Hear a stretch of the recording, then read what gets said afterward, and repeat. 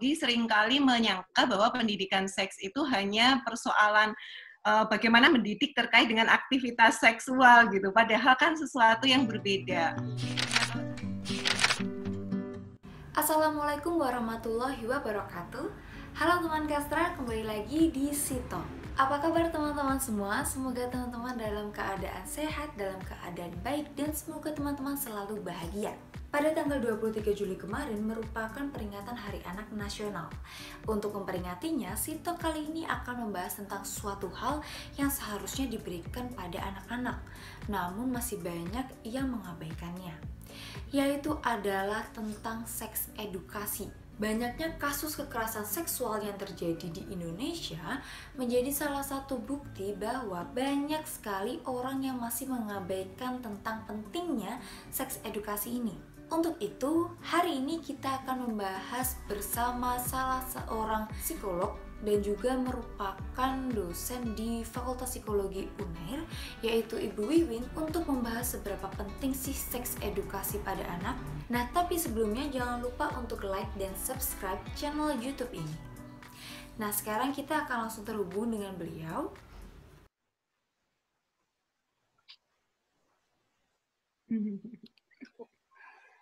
Halo. Assalamualaikum Bu Wiwin. Waalaikumsalam. Selamat pagi Bu Wiwin. Apa kabar Ibu? Pagi. Baik, alhamdulillah. Kamu sehat? Alhamdulillah sehat. Iya Bu. Sebelum kita mulai Sitok hari ini, mari kita sapa dulu teman Kastra yang sedang menonton video ini. Halo teman Kastra. Halo teman Kastra semuanya. Mudah-mudahan semuanya sehat ya. Iya, amin. Semoga teman-teman semua dalam keadaan sehat. Nah, langsung saja. Jadi, Sitok kali ini akan membahas tentang seks edukasi pada anak. Nah, ini sekaligus merayakan Hari Anak Nasional pada tanggal 23 Juli kemarin. Nah, jadi menurut Ibu ini tuh seberapa penting sih seks edukasi pada anak? Oke, ya, seberapa penting? Penting sekali karena ini bagian dari menyiapkan anak-anak ini untuk bisa tumbuh berkembang secara optimal, termasuk dalam setiap aspek perkembangannya. Nah, di perkembangan seksual ini kan salah satu aspek dari sekian banyak dimensi perkembangan yang juga harus dioptimalkan. Jadi seberapa penting? Tentu penting karena dalam prinsip perkembangan itu harus ada antar aspek itu balance gitu ya. Satu aspek tidak berkembang sementara yang lain berkembang pesat, itu nanti tidak akan optimal tumbuh kembangnya. Oke, berarti seks edukasi ini sangat penting ya Bu. Nah, sebenarnya untuk penyampaiannya itu pada usia berapa anak sebaiknya diberi edukasi seks? Apakah tiap umur itu beda-beda? Maksudnya kayak cara penyampaiannya di umur 5 tahun sama umur 12 tahun itu harus berbeda atau bagaimana, Bu? Oke. Sebelum saya menjawab itu mungkin kita bicarakan dulu skupnya ya. Saya khawatir kadang-kadang orang di luar sana yang mungkin ibu-ibu rumah tangga atau mungkin siapapun yang tidak belajar ilmu psikologi seringkali menyangka bahwa pendidikan seks itu hanya persoalan bagaimana mendidik terkait dengan aktivitas seksual gitu, padahal kan sesuatu yang berbeda. Nah, kalau bicara tentang pendidikan seks itu sebenarnya areanya itu yang penting untuk anak-anak itu ada 4 area. Jadi bukan persoalan hanya perilaku seksnya aja gitu ya. Satu, persoalan anatomi tubuh. Jadi saya justru menjelaskan ini dulu mungkin rasanya. Satu, pendidikan seks itu mencakup bagaimana mengajak anak, membantu anak agar mereka sangat peka dengan anatomi tubuhnya.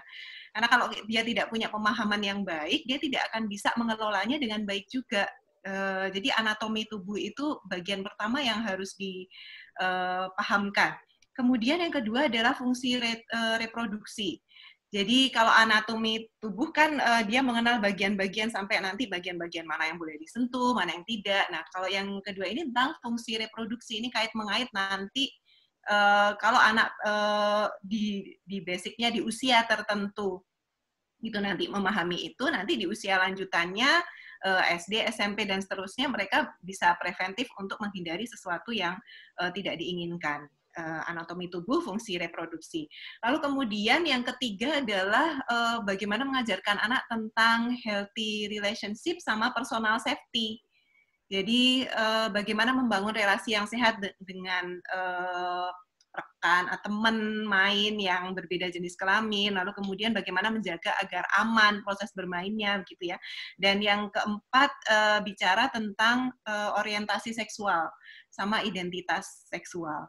Jadi ada 4 cakupan itu sebenarnya. Jadi bukan hanya persoalan tentang sexual relationship. Nah, justru kalau sexual relationship nanti PR-nya justru di usia berikutnya ya. Kalau anak-anak belum sampai ke situ. Nah, 4 ini yang harus dibangun pondasinya di anak-anak. Nah, sekarang ke pertanyaan tadi, kapan sih mulainya gitu ya? Apakah tiap tahapan usia itu punya cakupannya sendiri-sendiri? Iya. Jadi misalnya kalau anak-anak kecil nggak mungkin diajak bicara tentang di bawah 3 tahun misalnya. Anak di bawah 3 tahun itu 0 sampai 3 itu kan diajak ngomong juga antara nyambung nggak nyambung ya. Paling juga ngobrolnya juga terbatas, belum bisa diajak dialog. Nah, kalau seperti itu mungkin lebih tepat diajarkan tentang anatomi tubuh, mengenal struktur tubuhnya sendiri, lalu menjaga kebersihan tubuh dan segala macam. Jadi hal-hal yang sederhana itu dulu untuk yang di bawah 3 tahun. Nanti kalau 3 tahun, antara 3 sampai 6 misalnya, prasekolah ya, itu sudah mulai bisa ngobrol, mulai bisa diajar mengenal cerita. Nah, melalui cerita itu bisa diajar lebih lanjut tentang tadi personal safety dan segala macam. Jadi ada tahapannya dalam mengajarkan. Tapi berarti tidak ada usia patokan gitu ya, Bu? Maksudnya kayak usia segini anak itu harus paham, anak ini harus sudah diberi edukasi seks gitu. Apakah ada patokannya? Oke. Ini hanya sekedar patokan itu sebenarnya juga nanti akan sangat bergantung kondisi anak. Artinya setiap anak kan kondisinya beda-beda. Ada yang kondisi apakah dia dalam tanda petik kemampuan berpikirnya, perkembangannya juga normal atau tidak. Karena nanti lain soal lagi kalau kita berhadapan dengan anak-anak yang punya catatan perkembangan mental, kan nggak mungkin juga pakai patokan ini. Nah, tapi kalau di rata-rata misalnya 0 sampai 2 itu masa bayi ya, 0 sampai 18 bulan sampai 2 tahun lah kurang lebih.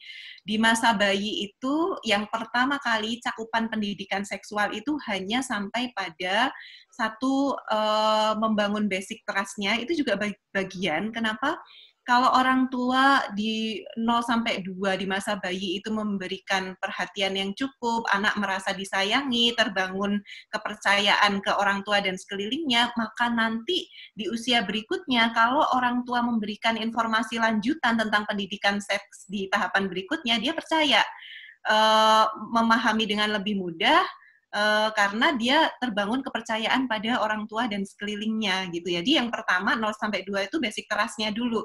Tidak langsung pendidikan seksnya. Jadi dibangun fondasi basic trust-nya. Setelah itu yang bisa dilakukan juga di fase 0 sampai 2 itu adalah pembiasaan bersih. Jadi anak itu sebenarnya sensitivitas terhadap kebersihan itu bisa dibiasakan sejak bayi. Jadi apakah misalnya kalau ngompol segera diganti atau dibiarin aja dan segala macam. Semakin orang tuanya ceroboh, tidak membiasakan bersih, biasanya nanti dia akan mentoleransi hal-hal yang berada di area-area sensitifnya, biarin aja. Nah, kebiasaan akhirnya seperti itu jadi ngefek nanti di kemudian hari. Jadi itu ya, jadi 0 sampai 2 itu bicara tentang pembiasaan bersih sama membangun basic trust. Ntar naik usia tuh 2 sampai 3 misalnya. Itu sudah anak-anak udah mulai belajar jalan dan segala macam, pembiasaan bersihnya dilanjutkan tapi dengan cara-cara yang mungkin lebih bervariasi. Misalnya kalau di bawah 2 masih belum masih sangat bergantung ya popoknya digantiin atau apa. Kalau udah masuk 3 tahun, 3 ke 4 misalnya mau pipis, diajarin pipis ke kamar mandi, pampasnya itu sudah mulai diajarkan pipis di kamar mandi. Nah, mengajarkan anak untuk kalau pipis nggak boleh sembarangan ya, nggak boleh asal jongkok di mana, pergi kemana juga harus diajak ke toilet dan segala macam. Itu juga bagian dari pendidikan seksual. Nah, otomatis tidak hanya itu yang harus dilakukan orang tua. Misalnya akan beda nih, misalnya gini, ayo ke toilet. Di toilet udah dibiarin aja pipis, dengan misalnya orang tua, ayo ke toilet dek, biar kita nanti aman, kamunya pipis di tempatnya, nggak banyak orang yang lihat, nanti juga bisa disiram dengan bersih. Nah, value-value ini ketika orang tua bicara ini yang juga bagian dari optimal tidaknya pendidikan seks itu nanti, gitu ya. Jadi 3-4 itu dibiasakan seperti itu. Ntar 4 udah masuk sekolah ya, preschool biasanya, PAUD ya, 4 tahun seperti itu mulai bisa lewat cerita-cerita. Nah, kayak diajarkan cerita-cerita yang gimana caranya kalau misalnya ada orang yang boleh nggak misalnya lewat cerita itu orang nyentuh pantat, lalu kemudian, nah itu kan sudah mulai ada muatan personal safety itu di berikutnya gitu. Nah, antar muatan dari 4 itu sebenarnya bisa dikombinasikan, tetapi memang sejauh mana pesannya itu disampaikan ke anak harus mengikuti tahapan perkembangan kognitif anak ya. Jadi seberapa paham mereka ini, nggak boleh semuanya diberikan di usia tertentu. Gitu ya. Nggak akan ngerti juga kan mereka gitu. Bahasanya juga harus bahasa yang sederhana. Gitu. Oke, berbicara tentang bahasa yang sederhana nih Bu, gimana sih kita menyampaikan cara penyampaian agar edukasi tentang seks itu sampai dan nggak membuat anak itu salah paham tentang seks atau justru malah membuat anak itu penasaran. Akhirnya kayak nyari sendiri kayak gitu. Itu gimana Bu cara penyampaiannya? Ya. Pertama, orang tua harus paham dulu pola komunikasi anak ya. Jadi anak ini sebenarnya kemampuan bicara itu kan juga bagian dari bagaimana kita mengukur seberapa dia kemudian mampu menangkap informasi. Nah, anak ini sebenarnya pola bicaranya masih seperti apa? Sepotong-sepotong, kata per kata, atau dia sudah sangat lancar gitu ya, komunikasi dengan orang tua udah ada timbal balik. Nah, itu untuk mengukur sejauh mana orang tua menyampaikan pesan ke anak, apakah hanya yang langsung direktif saja, jadi intinya apa sih gitu, atau pola pesan yang sifatnya dialog, jadi diajak ngobrol seperti itu. Itu juga termasuk untuk mengukur kalau mau milihin cerita, ini cerita sesimpel apa, karena kalau semakin kalau lebih muda itu kan pasti ceritanya pendek-pendek nih. Ceritanya sepotong-sepotong. Kenapa? Karena yang pemahamannya biar cepat masuk gitu, dibanding cerita yang panjang-panjang. Nah, jadi seberapa nanti kita bisa berkomunikasi, pahami dulu pola komunikasinya anak. Semakin kecil ya berarti kemasannya orang tua harus semakin pendek, ringkes, yang mudah dipahami anak. Nanti semakin besar, nanti kalimat-kalimatnya bisa panjang-panjang, jadi mengikuti anak itu seperti apa. Nah, paling gampang sebenarnya belajar dari buku-buku cerita anak. Biar orang tua bisa memperkirakan gitu. Sekarang nih, ini ngomong-ngomong ini sekaligus tips ya, biar orang tua nggak kebingungan gimana ya caranya ngajarin. Sebenarnya kalau Bapak Ibu orang tua itu pergi ke toko buku, sebenarnya bisa menanyakan blok-blok buku di toko-toko buku yang besar, itu sebenarnya dia sudah punya segmentasi kan buku. Jadi buku untuk pendidikan seks anak seperti apa ya, di situ itu nanti akan ada keragaman, nanti untuk anak usia berapa sampai berapa sampai berapa. Nah, bukan langsung begitu aja memakai buku itu ke anak, tapi memperhatikan pola kalimat. Sebenarnya itu untuk cara belajar orang tua juga. Oke, berarti ini kan untuk anak usia 3-4 atau 3-5 ya. Coba sih dibaca dalamnya bacaan itu seperti apa. Oh, berarti sesederhana ini ya, berarti sesederhana itu nanti cara ngomongnya ke anak-anak gitu. Jadi memang perlu belajar untuk mengkomunikasikannya. Oke. Lalu kalau misal nih Bu, kayak kita mau nyampein bagian-bagian sensitif anak yang nggak boleh disentuh atau yang ini nggak boleh kelihatan loh kayak gitu, itu gimana Bu? Apakah Mm-mm. ada tipsnya gitu atau bagaimana Bu? Mm-mm. Itu bisa diawali sejak dini. Jadi mengajarkan anak untuk peka dan melindungi itu bagian dari unsur personal safety tadi ya, bagian gitu. Nah, itu sebenarnya bisa bertahap. Misalnya tadi saya contohkan, ketika anak masih umur 3 tahun misalnya, 3 tahun itu kan masih yang mungkin kemana-mana masih cyber banget gitu ya. Kadang-kadang masih pakai celana dalam, terus dia lari ke depan dan gitu. Pakai kaos dalam, udah lari-lari.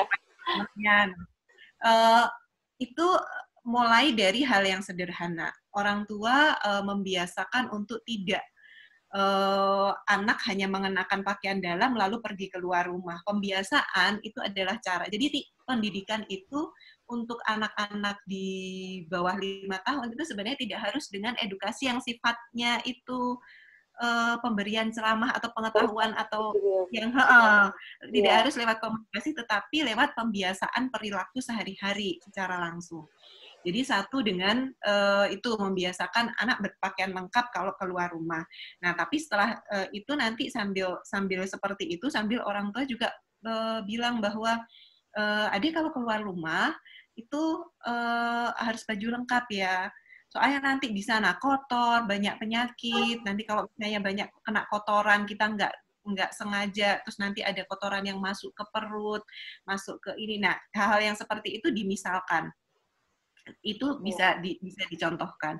Jadi bisa dengan pembiasaan seperti itu, nanti bisa juga dikombin dengan mengajak berbicara, berdiskusi, tapi dengan cara yang sederhana. Misalnya juga contoh nih, mencontohkan temennya, tadi mama barusan dapet cerita kakak siapa misalnya, kamu tahu nggak kakak siapa? Misalnya dicontohin aja siapa, atau saudaranya gitu ya. Habis sakit, soalnya kenapa? Soalnya keluar-luar itu nggak pakai baju lengkap, cuman pakai celana dalam aja. Dek, lihat dek, lihat nih. Semut aja kan kecil-kecil kita suka nggak ngerti, ternyata udah sampai kaki atas. Nanti kalau tiba-tiba gigit dan segala macam, nah dimisalkan seperti itu. Jadi pakai analogi-analogi yang anak bisa membayangkan dengan lebih mudah. Gitu. Tapi Bu, kalau semisal nih biar anak itu ada rasa takut, itu perlu nggak sih Bu kita takut-takutin? Nanti itu loh ada bapak-bapak yang gini-gini kayak gitu. Itu sebenarnya boleh nggak sih Bu? Enggak. Jangan. Jangan ya Bu. Jangan. Jadi bicara pada anak itu kan sebenarnya kalau kemampuan berpikirnya itu masih taraf berpikir konkret ya. Jangan kemudian, jadi ada dua hal. Pertama, soal menakut-nakutinnya itu sebenarnya tidak mengajak anak paham sebenarnya. Itu kan proses untuk mengelola perilaku dengan memanfaatkan respon-respon emosi kan, ketakutan yang dipakai, ketakutan dipakai untuk membangun perilaku. Nah, hal itu sebenarnya tidak disarankan. Kenapa? Karena perilaku itu apapun yang dibentuk dengan ketakutan tidak berdasarkan pemahaman, itu besok-besoknya lagi tidak akan menjamin keajegan. Tidak menjamin ajeknya perilaku itu terbentuk. Jadi itu catatan pertama. Kemudian yang kedua, persoalan proses berpikirnya sendiri. Kalau anak kecil kemudian dibilangin, nanti ada bapak-bapak. Emang kenapa bapak-bapak gitu ya? Terus dia nanya lagi, emang kenapa bapak-bapak? Bapak-bapak itu baik loh, nggak apa-apain. Akhirnya ujung-ujungnya akan merepotkan orang tua sendiri gitu. Karena pasti anak akan bertanya, menyelidik, kenapa bapak-bapak? Bingung kan, kita akan bilang, oh ya bapak-bapak nakalnya bapak-bapak itu seperti apa, panjang urusannya. Nah, daripada nanti kita bikin PR sendiri, karena justru akan memancing keingintahuan anak. Nggak mungkin juga kita ngomong ke anak-anak kecil ya, iya, misalnya pakai istilah pelecehan seksual kayak perkosaan atau apa, itu juga kan terlalu keras untuk anak-anak. Jadi lebih baik pakai bahasa yang sederhana saja dan hindari menggunakan emosi itu untuk mengendalikan perilaku anak tanpa penjelasan yang memadai. Oh ya, baik Bu. Nah, Jadi kan itu sebenarnya berhubungan sama banyaknya kekerasan seksual pada anak yang terjadi di Indonesia, Bu. Nah, jadi menurut data dari Komnas Perlindungan Anak Indonesia itu dari tahun 2011 hingga Mei 2019 itu sekitar ada 2.462 kasus yang tercatat. Anak sebagai korban kekerasan seksual seperti pemerkosaan, pencabulan, sodomi, hingga pedofilia. Nah, apakah dengan kita memberi edukasi seks pada anak itu dapat menghindari kemungkinan anak menjadi korban dari kekerasan seksual tersebut? Kembali lagi karena bagian dari edukasi seks itu adalah kepekaan untuk menjaga keamanan diri sendiri. Itu kan satu bagian yang benar-benar harus ditekankan dan diajarkan di setiap tahapan perkembangannya dengan pola-pola komunikasi yang menyesuaikan kemampuan berkomunikasi anak. Jadi, apakah itu nanti akan menghindarkan? Tentu itu akan membantu anak memprevensi. Kalau anak itu sadar bahwa dari kecil misalnya dia sudah dibiasakan ya, oh tidak boleh membuka pakaian sembarangan. Kenapa kalau membuka pakaian sembarangan? Itu kan sebenarnya bagian dari memancing orang-orang tertentu, oknum-oknum tertentu yang mudah terstimulasi itu kemudian melakukan hal-hal yang tidak diinginkan pada anak, meskipun memang kadang-kadang tanpa anak misalnya berpakaian yang biasa saja, itu bisa aja dasarnya orang-orang yang memiliki gangguan-gangguan, orang yang pedofilia dan segala macam mempunyai gangguan psikologis seperti itu tanpa harus terpancing, itu memang sudah ada dorongan-dorongan untuk melakukan aktivitas seksual yang tidak benar itu. Nah, tetapi kondisi anak yang tidak paham itu mempercepat ya melakukan tindakan-tindakan yang sedemikian. Nah, akan beda kalau misalnya satu anak paham, oh nggak boleh ya keluar pakai celana dalam aja. Satu, itu sebenarnya bagian dari prevensi, membuat orang itu cukup berjarak daripada kemudian sudah orang-orang ini punya gangguan dalam proses berpikir dan berperilakunya, ditambah melihat anak yang pakaiannya minim, itu akan semakin mempercepat tindakan yang tidak tepat itu.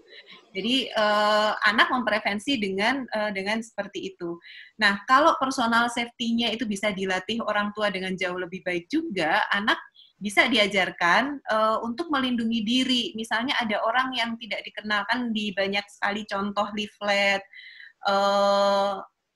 edukasi seksual misalnya yang banyak kita akses ya, bisa kita akses banyak di lewat internet itu, anak kan juga di personal safety ini di usia tertentu diajarkan untuk kalau ada orang yang datang, boleh nggak tiba-tiba pegang sesuatu, kan nggak boleh. Kalau nggak boleh, apa yang harus dilakukan? Oh, harus bilang minta tolong, atau bilang minimal nggak boleh, nggak mau misalnya. Atau mungkin kalau orangnya ini kelihatan membahayakan, menekan, apa yang harus dilakukan anak? Harus lari, mencari orang tua, atau mencari siapa yang bisa membantu. Nah, kalau pendidikan seksnya itu lengkap, sampai dengan mengajarkan anak bagaimana peka, melindungi diri sendiri seperti itu, tentu dia akan membantu memprevensi dari tindak-tindak seperti itu. Setidaknya sekian persen mereduksi kemungkinan lah anak kemudian menjadi korban. Karena itu membantu sekali. Oke. Nah, masih membahas tentang kasus-kasus kekerasan seksual pada anak. Apa sebenarnya dampak negatif jika anak itu menjadi korban kekerasan seksual pada masa anak-anak? Jadi, apa dampak negatif secara psikisnya? Ya, itu kan kalau kita pakai istilah psikologi kan anak akan mengalami peristiwa traumatik ya.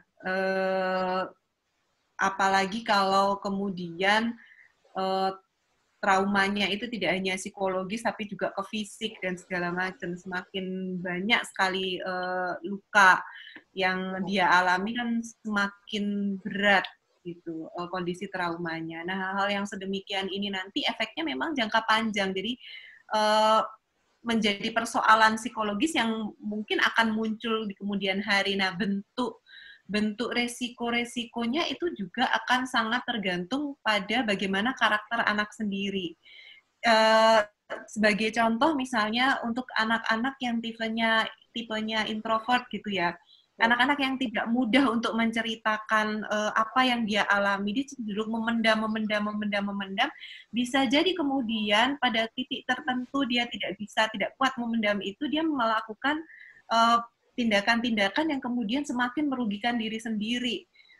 Mungkin menyakiti diri sendiri karena dia merasa mungkin apakah dirinya tidak nyaman, dia merasa kesal, tidak bisa menyampaikan, belum lagi mungkin beberapa anak merasa jijik dengan dirinya sendiri, dan kemudian dilimpahkan ke dirinya sendiri, akhirnya melakukan hal-hal yang merusak ke dirinya sendiri, entah itu menyakiti diri dan segala macam. Ada juga yang tidak sampai menyakiti diri, tapi kemudian karena saking tidak tahunya harus apa, tapi desakan emosinya itu begitu kuat, akhirnya depresi yang berkepanjangan. Nah, tapi sebagian anak yang lain karena tekanan psikologis akibat trauma itu kemudian melampiaskannya ke orang lain. Kemudian melakukan pola-pola perilaku yang bisa jadi di titik tertentu, di usia tertentu, dia mengimitasi, memunculkan pola perilaku yang sama, karena ada desakan psikologis yang ada rasa tidak terima, kenapa saya kok yang diperlakukan seperti ini, kenapa aku mendapatkan pengalaman seperti ini. Nah, untuk tipe anak-anak tertentu bisa jadi kemudian desakan itu ditimpakan gantian ke anak yang lain. Ada pola malah pelaku ya, Bu, korban ini bisa jadi kemudian jadi polanya akan sangat bergantung sekali lagi dengan karakter anak sendiri. Apakah nanti efek traumanya itu akan ke dalam, ataukah efek traumanya itu kemudian ditimpakan keluar dalam bentuk pola-pola perilaku bermasalah yang merugikan orang lain. Gitu. Oke. Nah, jika anak, semoga aja sudah tidak ada kasus yang bertambah lagi ya, Bu. Nah, kalau anak ini menjadi korban, itu apa yang harus dilakukan? Sebagai orang tua atau kakaknya atau temannya? Pertolongan pertamanya tentu meredakan beban psikologis akibat trauma itu ya. Itu sangat penting dibantu ke anak-anak. Jadi bagaimana kemudian dia dibantu untuk mengurai rasa marahnya, dibantu untuk tidak kemudian menyalahkan diri sendiri karena dia jijik dengan dirinya sendiri dan segala macam.